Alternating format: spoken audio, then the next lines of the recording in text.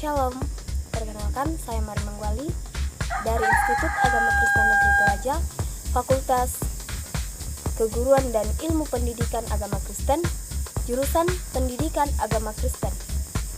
Nirim 10/2019/6845. Di sini saya akan memaparkan materi saya mengenai perkembangan masa dewasa akhir atau lanjut usia. Memasuki lanjut usia merupakan periode akhir dalam rentang kehidupan manusia di dunia ini. Banyak hal penting yang perlu diperhatikan guna mempersiapkan memasuki lanjut usia dengan sebaik-baiknya. Di sini saya akan memaparkan mengenai karakteristik dewasa akhir atau lanjut usia. Yang pertama yaitu adanya periode penurunan atau kemunduran atau regresi yang disebabkan oleh faktor fisik dan psikologis. Yang kedua, perbedaan individu dalam efek penuaian. Ada yang menganggap periode ini sebagai waktunya untuk bersantai dan ada pula yang menganggapnya sebagai hukuman. Karakteristik yang ketiga yaitu ada stereotip mengenai usia lanjut yang menggambarkan masa tua tidaklah menyenangkan. Yang keempat, sikap sosial terhadap usia lanjut. Kebanyakan masyarakat menganggap orang dewasa, orang yang berusia lanjut tidak begitu dibutuhkan karena energinya sudah melemah. Tetapi ada juga masyarakat yang masih menghormati orang yang berusia lanjut, terutama yang dianggap sebagai tetua atau yang berjasa bagi masyarakat di sekitar tempat itu. Yang kelima yaitu mempunyai status kelompok minoritas. Adanya sikap sosial yang negatif tentang usia lanjut. Yang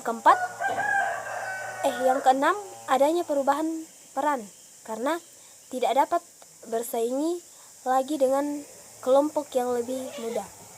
Yang ketujuh, penyesuaian diri yang buruk timbul karena adanya konsep diri yang negatif yang disebabkan oleh sikap sosial yang negatif.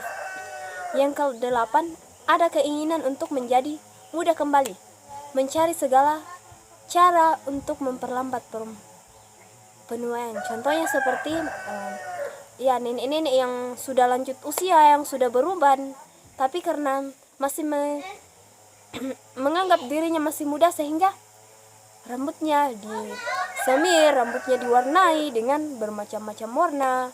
Nah, di situ mereka merasa bahwa mereka memiliki keinginan untuk mudah kembali sehingga mereka mewarnai rambut mereka dengan beraneka warna. Nah, tahap-tahap perkembangan dewasa akhir atau lansia. Nah, yang pertama yaitu perkembangan fisik. Pada masa lansia terlihat pada perubahan psikologis yang bisa dikatakan mengalami kemunduran. Menurut Hurlock tahun 1980 terjadi perubahan fisik berupa penampilan pada usia dewasa akhir, diantaranya adalah daerah kepala, daerah tubuh, dan daerah persediaan. Di daerah kepala ini sudah mulai tumbuh rambut putih. Rambut sudah mulai menua dan wajah sudah mulai keriput. Dalam daerah tubuh ini mulai nampak perubahan mengenai kulit yang sudah mulai keriput dan daerah persendian ini tulang-tulang sudah mulai rapuh, sudah tidak kuat lagi dalam melanjutkan kehidupan, tidak kuat lagi dalam menjalani kehidupannya sehari-hari, sering mengalami kesemutan pada persendian karena tulangnya sudah tidak kuat lagi. Nah, perkembangan kognitif, kecepatan memproses, mengingat, dan memecahkan masalah. Sekarang telah diterima secara luas bahwa kecepatan memproses informasi mengalami penurunan pada masa dewasa. Ada juga beberapa bukti yang menunjukkan bahwa orang-orang dewasa lanjut kurang mampu mengeluarkan kembali informasi yang telah disimpan dulu ingatannya dan secara efektif menggunakan imajinasi mentalnya di dalam ingatan. Orang yang sudah tua menjadi pelupa. Reaksi terhadap rangsangan yang semakin lambannya. Orang yang sudah tua menjadi pelupa. Contohnya, kacamata di kepala tapi keliling-keliling rumah mencari kacamata itu padahal kacamatanya ada di kepalanya. Orang yang sudah tua itu sebagian orang memusuhi generasi muda, mempertahankan cara lama dan tidak ingin adanya perubahan. Ya, benar. Orang yang sudah tua itu sebagian orang memusuhi generasi muda. Orang tua ini merasa ingin mempertahankan apa yang mereka lalui dahulu. Contohnya tentang anaknya yang sudah berumur sekitar kira-kira udah 30-an lah, tapi belum menikah juga. Akhirnya terjadilah perjodohan. Nah, mereka menganggap bahwa apa yang mereka lalui dulu akan dilalui oleh anak muda itu juga. Namun pada zaman sekarang beda ya, tidak ada lagi yang namanya sistem perjodohan. Nah, perkembangan kepribadian. Perkembangan ini merujuk pada teori psikoanalisa atau Freud. Freud percaya bahwa pada usia lanjut kita kembali kepada kecenderungan narsistik masa kekanak-kanakan awal atau regresi. Artinya, tindakan yang dibuat harus diperlihatkan kepada orang lain. Ketika itu tidak bisa dilakukan, maka tidak akan memperoleh kepuasan. Menurut Carl Jung mengatakan bahwa pada usia lanjut, pikiran tenggelam jauh di dalam ketidaksadaran. Berdasarkan pendapat Jung ini, hal yang membuat orang yang sudah tua mudah lupa karena sulit untuk memanggilnya kembali ke alam sadar. Nah, perkembangan sosial atau Erikson. Tahap dewasa akhir memasuki tahap 8, integrity phase despair, yaitu kemampuan perkembangan lansia mengatasi krisis fisikososialnya. Tahun-tahun akhir kehidupan merupakan suatu masa untuk melihat kembali apa yang telah dilakukan selama hidupnya. Jika kehidupan selamanya dapat dijalani dengan baik, maka akan merasakan kepuasan, integritas pada masa tuanya, dan sebaliknya. Mereka mengeluh, sangat pelupa, kesulitan dalam menerima hal baru, dan mereka juga merasa tidak tahan dengan tekanan.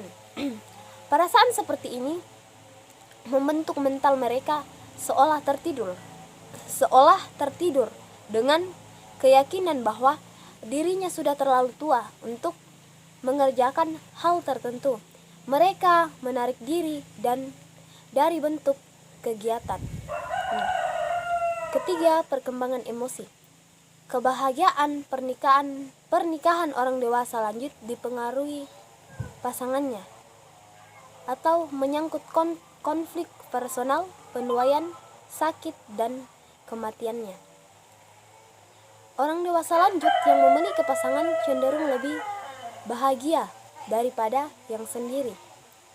Menjadi nenek atau kakek merupakan sumber pemenuhan emosional, menimbulkan perasaan persahabatan. Persahabatan dengan teman sebaya muncul lagi ya. Terkadang mereka senang ketika mereka bertemu dengan sebayanya bertemu dengan orang-orang yang sudah berlanjut usia. Mereka di situ akan mulai bercerita-cerita hingga lupa dengan cucu-cucu mereka, lupa dengan masalah mereka, karena mereka merasa bahwa mereka punya teman lagi, mereka merasa muda lagi. Nah, tugas-tugas perkembangan dewasa akhir atau lansiana. Apa saja tugas-tugas perkembangan dewasa akhir? Yang pertama yaitu penyesuaian diri terhadap perubahan fisik. Yang kedua, penyesuaian diri dengan masa pensiun dan berkurangnya penghasilan keluarga. Penyesuaian diri dengan kematian pasangan hidup. Menjalin hubungan dengan orang-orang di sekitarnya. Membentuk pengaturan kehidupan fisik yang memuaskan. Menyesuaikan diri dengan peran sosial secara luas dan harmonis. Demikianlah hasil dari materi yang bisa saya paparkan. Kiranya materi ini bisa bermanfaat bagi teman-teman sekalian serta bagi saya sendiri. Sekian dari saya ucapkan terima kasih. Tuhan Yesus memberkati.